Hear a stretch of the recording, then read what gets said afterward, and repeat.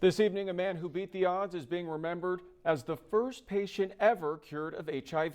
News Channel 3's Shelby Nelson has a look at how his legacy lives on here in the desert. Timothy Brown was known as the Berlin patient, named for being the first person cured for HIV in Germany. After that, he dedicated his life to research so that other people would also be cured. This past September, Timothy died, but here is where he is honored, a bench in his name at Wellness Park in Palm Springs.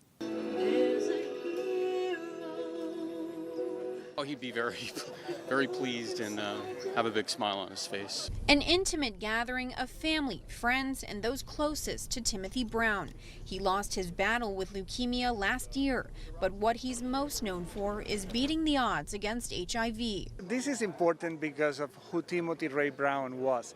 He was a beacon of hope, of inspiration for people that were suffering a disease that at the time was so mortal. Brown contracted the virus in 1995 while studying abroad in Berlin.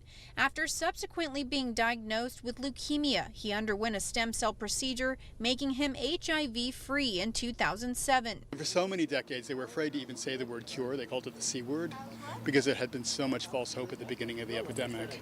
And that really turned around when Timothy's cure was announced. Brown's story bringing hope to the medical community and resonating with people all around the world. He and his partner, also named Tim, moved to Palm Springs 6 years ago, where he would spend his last years advocating for a cure. Timothy was just a very sweet and kind soul, and really liked to talk about his experience when he had a cure for HIV. Local organizations coming together to fund a bench dedicated in his name.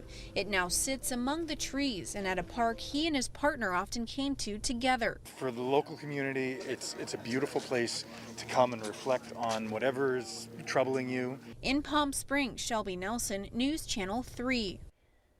And while the medical community has developed treatments that can prolong a person's life and help them manage HIV, there is still no definitive cure for the disease.